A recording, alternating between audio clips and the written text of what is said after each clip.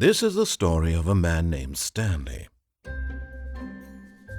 Stanley worked for a company in a big building where he was employee number 427.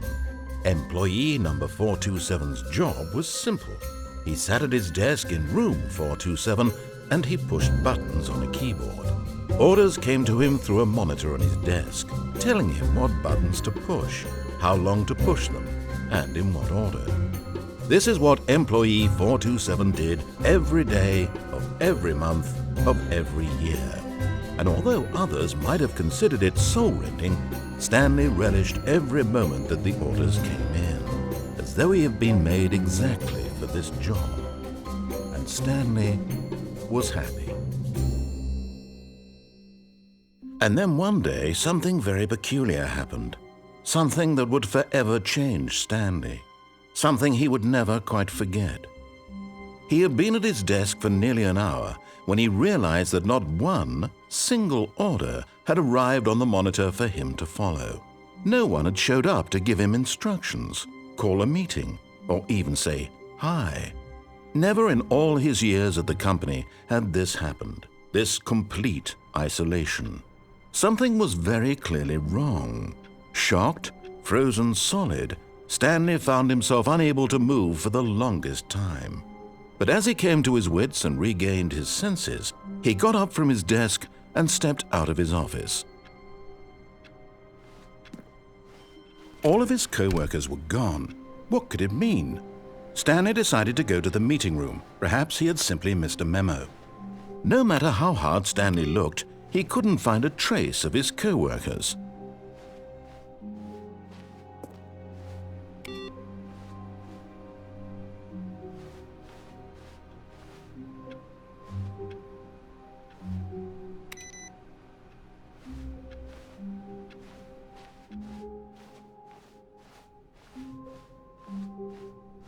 When Stanley came to a set of 2 open doors, he entered the door on his left.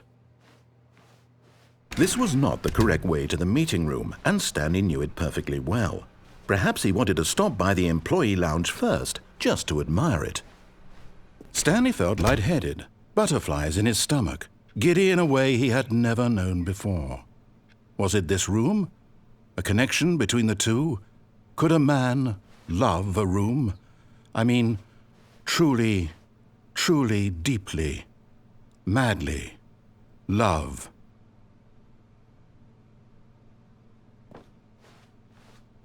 Yes, really, really worth it being here in the room. A room so utterly captivating that even though all your co-workers have mysteriously vanished, here you sit looking at these chairs and some paintings. Really worth it. But eager to get back to business, Stanley took the first open door on his left.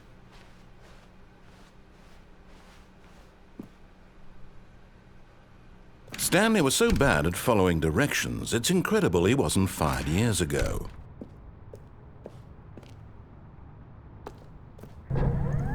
Look, Stanley, I think perhaps we've gotten off on the wrong foot here. I'm not your enemy, really, I'm not. I realize that investing your trust in someone else can be difficult, but the fact is that the story has been about nothing but you all this time. There's someone you've been neglecting, Stanley. Someone you've forgotten about. Please, stop trying to make every decision by yourself. Now, I'm not asking for me, I'm asking for her. This is it, Stanley. Your chance to redeem yourself, to put your work aside, to let her back into your life. She's been waiting. That's her, Stanley. You need to be the one to do this, to reach out to her. Oh, no, you can't. Did you just unplug the phone? No, that wasn't supposed to be a choice. How did you do that? You actually chose incorrectly? I didn't even know that was possible. Let me double check. No, it's definitely here, clear as day. Stanley picks up the phone. He's taken to his apartment where he finds his wife, and the two pledge themselves to one another. Music comes in, fade to white, roll credits. Not picking up the phone is actually somehow an incorrect course of action. How is that even possible? None of these decisions were supposed to mean anything. I don't understand. How on earth are you making meaningful choices? What did you... Wait a second. Did I just see... No, that's not possible. I can't believe it. How had I not noticed it sooner? You're not Stanley. You're a real person. I can't believe I was so mistaken. This is why you've been able to make correct and incorrect choices. And to think I've been letting you run around in this game for so long. If you'd made any more wrong choices, you might have negated it entirely. It's as though you completely ignored even the most basic safety protocol for real-world decision-making. Or did you not grasp the severity of the situation? Well, I won't have that kind of risk on my watch. I'm going to stop the game for a moment so we can educate you properly on safe decision-making in the real world. Please observe this helpful instructional video. Choice. It's the best part of being a real person, but if used incorrectly can also be the most dangerous. For example, in this scenario, a hypothetical real person named Rupert has a choice. He could invent a machine that eliminates food shortages across the world to make life better for all people. Or he could spend years of hard work forgetting how to read. Which choice would you make? Remember that unlike here, the real world makes sense, and at no time should you make a choice that does not conform to rational logic. If you find yourself speaking with a person who does not make sense, in all likelihood, that person is not real. Allow the person to finish their thought, then provide an excuse why you cannot continue talking. Turn to a partner and practice saying, "My goodness, is it 4:30? I'm supposed to be having a back, sack, and crack." Excellent. Making choices on a regular basis is the best path to a healthy decision-making process. Most medical professionals recommend making at least 8 choices per day. Do you make more than 8? Less? And finally, if you begin to wonder if your choices are actually meaningful and whether you'll ever make a significant contribution to the world, just remember that in the vast infiniteness of space, your thoughts and problems are materially insignificant, and the feeling should subside. At this time, your instructor will guide you in an exercise to test and reinforce the material covered in this video. Welcome back. You may have noticed that this room has begun to deteriorate as a result of narrative contradiction. But not to worry. Now that you're properly informed on good decision-making, we're going to revisit a choice you made just a few minutes ago and see what the correct thing to do would have been. This way, please.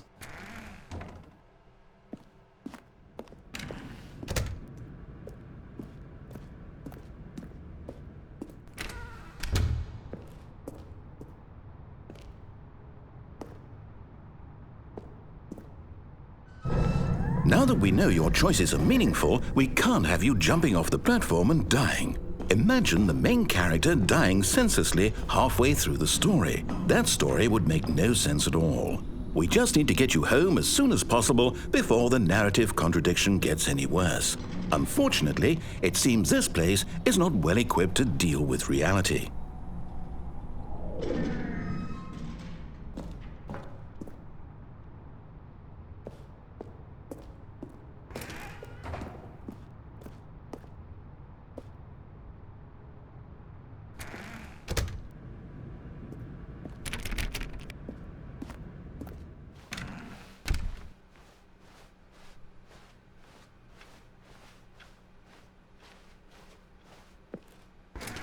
Almost there. You'll take the door on the left, back to the correct ending, the story will have resolution once again, and you'll be home free in the real world. Now remember, all you need to do is behave exactly as Stanley would. That means choosing responsibly and always putting the story first. I'm quite sure you'll be up to the task. Just follow my lead and you'll be fine. All right. When Stanley came to a set of 2 open doors, he entered the door on his left. No! Why did you do that? Quickly, hurry back in the other direction. Perhaps we're not too late.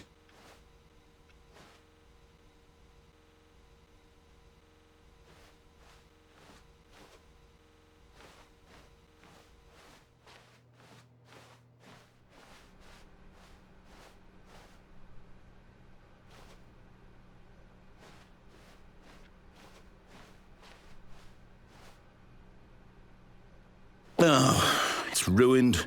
I can't believe, after everything we talked about, that my story, you've destroyed my work. Why? For what? What did you get out of that? What did you think was so special about seeing the game undone, left here like so much garbage? It's worthless now. And what am I supposed to do? Even if there were a way to continue, would it be worth it? To know that my story is now incorrect? How can I go back to that? I can't erase that knowledge. I'll have to live with it forever, reliving its impossibility forever. I couldn't live that way. Is it better to shut the game down entirely? To willingly destroy all of my work? I don't know. What's the answer? What do I do? What do I do? What do I... No, I have to. I have to shut the game down. I have to. I have to.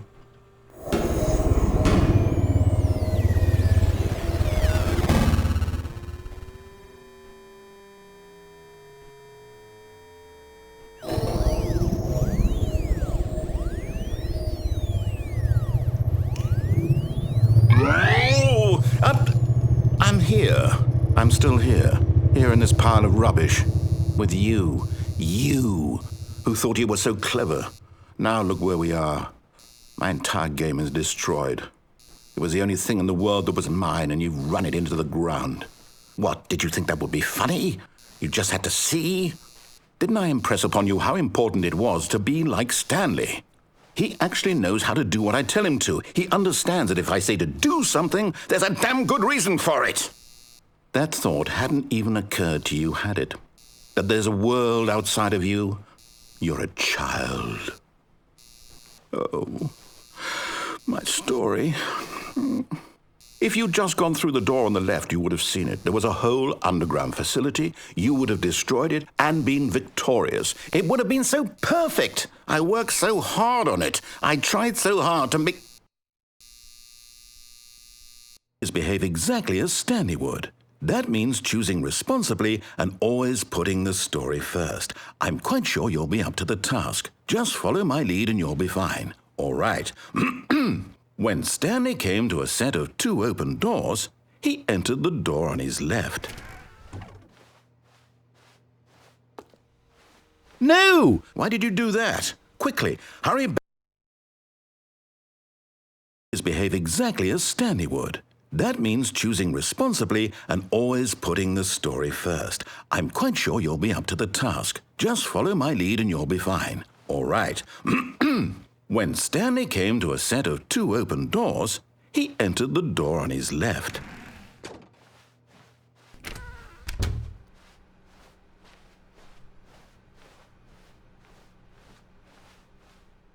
Yet there was not a single person here either. Feeling a wave of disbelief, Stanley decided to go up to his boss's office, hoping he might find an answer there. Coming to a staircase, Stanley walked upstairs to his boss's office.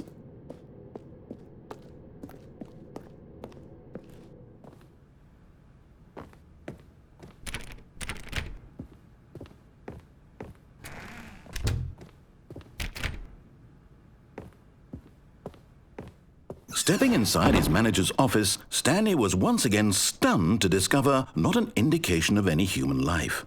Shocked, unraveled, Stanley wondered in disbelief who orchestrated this, until he saw the door with a voice receiver next to it. Surely behind this door lay all the answers to his questions. And beyond all probability, he knew the passcode. He had seen it on his boss's computer just last week. Nightshark 115. Was this the code to open the door? Would it still work? There was only one way to find out. Stanley had been trained never to speak up, but now he would draw from within himself the courage to face the unknown. He drew a sharp breath and then spoke the code.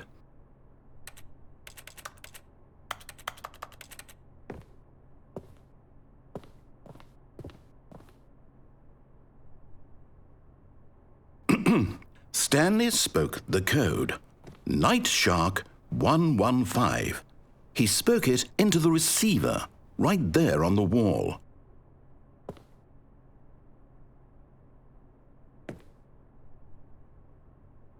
I'm sorry, is there a problem? You didn't mishear me, did you? Please speak the code into the receiver. Otherwise we can't get on with the story. This is a crucial step.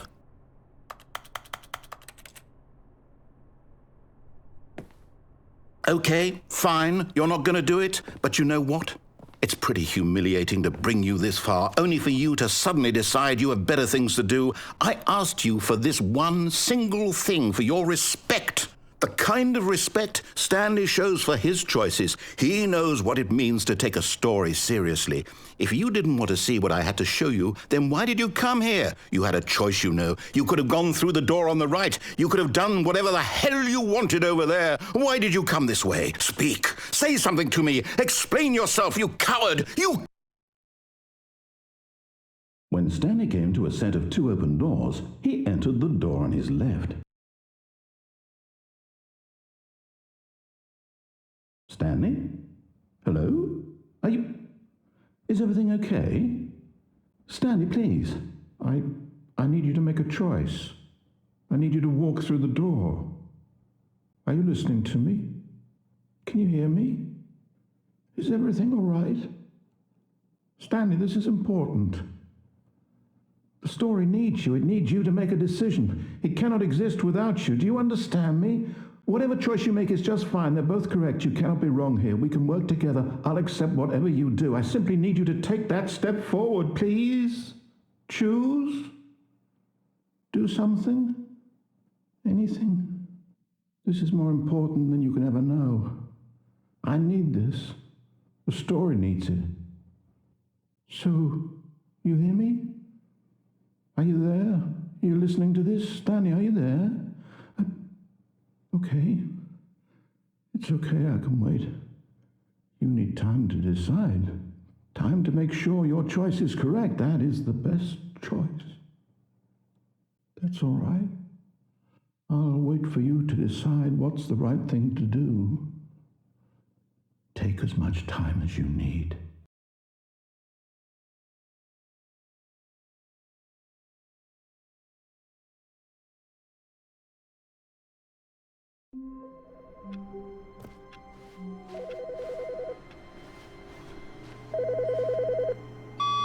Hello.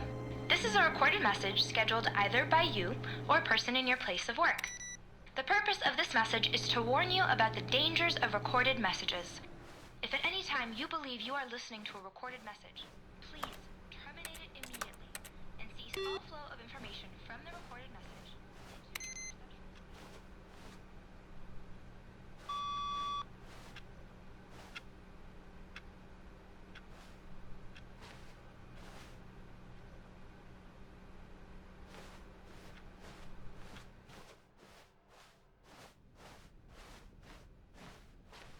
When Stanley came to a set of 2 open doors, he entered the door on his left. This was not the correct way to the meeting room, and Stanley knew it perfectly well. Perhaps he wanted to stop by the employee lounge first, just to admire it. The lounge was grand, majestic, perhaps too majestic, like a combination of a much smaller version and a much larger version of this exact room. It all made Stanley uncomfortable, and he started to bleed a little. This made him smile. At last, proof that he was human. But eager to get back to business, Stanley took the first open door on his left. Stanley was so bad at following directions, it's incredible he wasn't fired years ago. Look, Stanley, I think perhaps we've gotten off on the wrong foot here. I'm not your enemy, really, I'm not. I realize that investing your trust in someone else can be difficult, but the fact is that the story has been about nothing but you all this time. What? Really? I was in the middle of something. Do you have zero consideration for others? Are you that convinced that I want something bad to happen to you? Why, I don't know how to convince you of this, but I really do want to help you, to show you something beautiful. Look, let me prove it. Let me prove that I'm on your side. Give me a chance.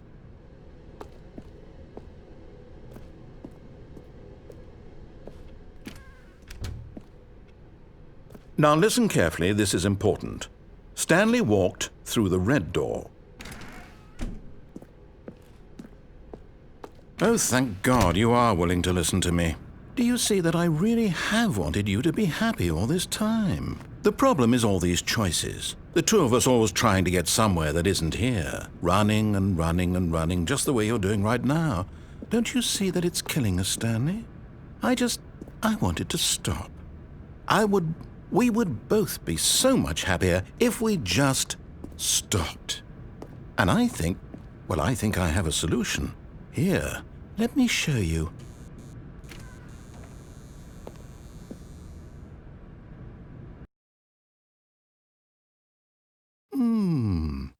What do we want? What are we looking for?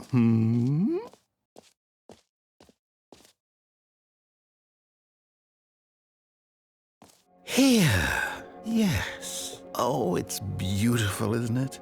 If we just stay right here, right in this moment with this place, Stanley, I think I feel happy. I actually feel happy.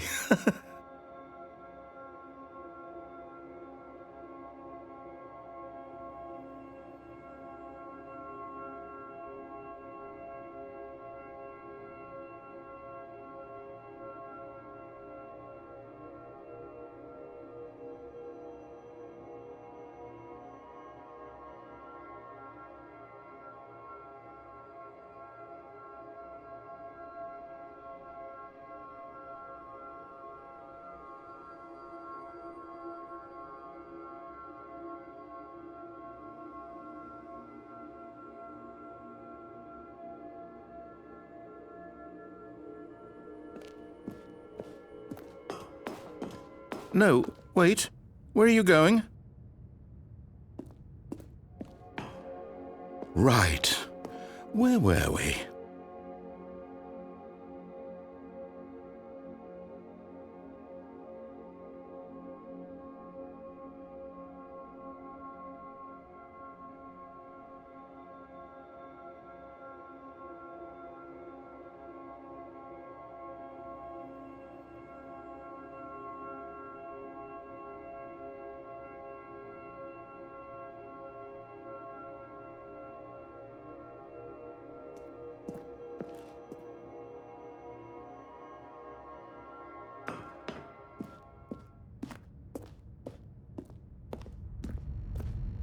Oh no! Stay away from those stairs. If you hurt yourself, if you die, the game will reset. We'll lose all of this.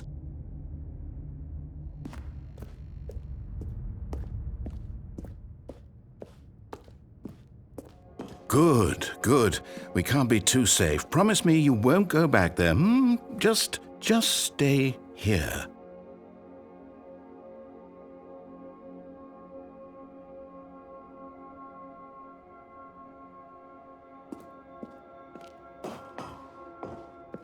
No! What did we talk about? You're risking everything we achieved here.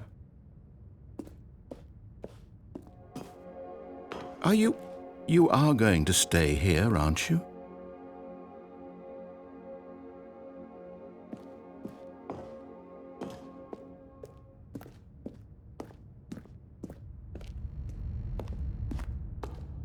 You heard me before, didn't you? You will die! What about this isn't getting through to you?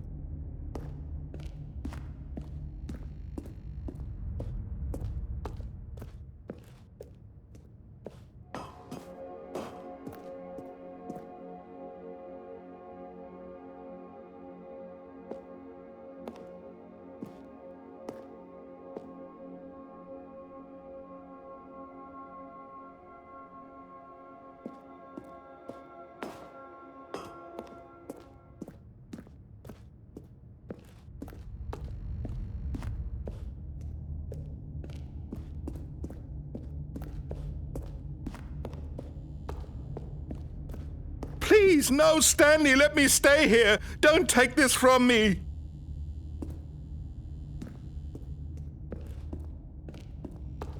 Please, Stanley, think about what you're doing. No! Oh, thank God you lived. You had me worried there for a moment. Now, can we please get back to the other room?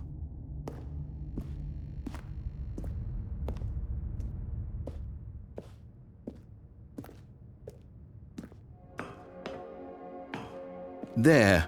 See? this is what you want. This is where we can both be happy. We really can. If we stop moving, we just have to stop moving.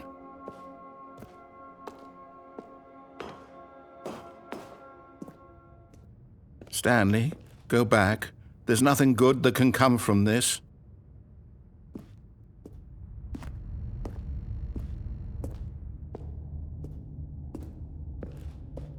No. No, what are you doing? Do you just not believe me? What can I say to convince you?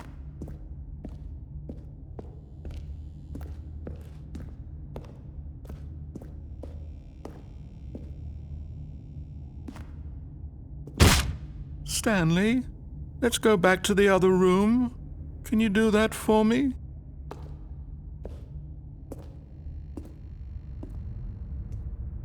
Yes, perhaps you can. Perhaps you finally see what I'm talking about. I know you'll see that we can't be happy if we leave this place. You can see that, can't you?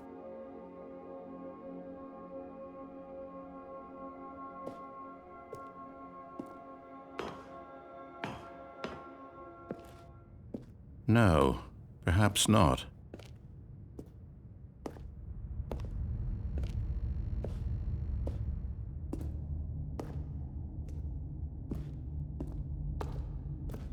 My God, is this really how much you dislike my game? That you'll throw yourself from this platform over and over to be rid of it? You are literally willing to kill yourself to keep me from being happy. Am I reading the situation correctly?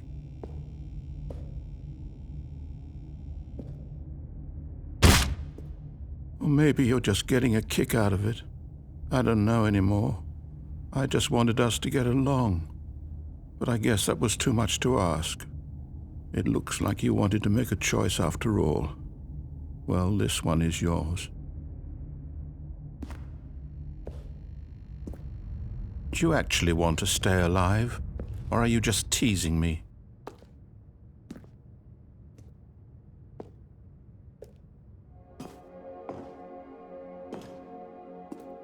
I wanted us to be happy here, Stanley. I really did. I still thought that was possible.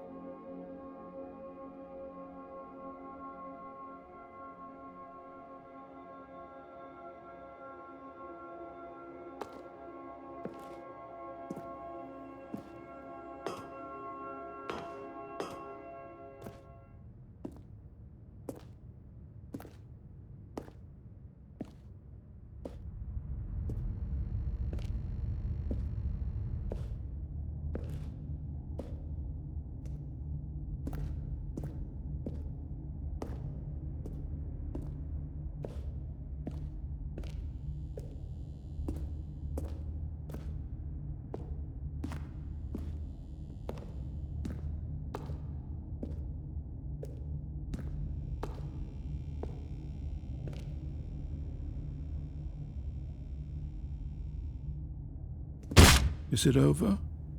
It's going to restart, isn't it? I'm going back.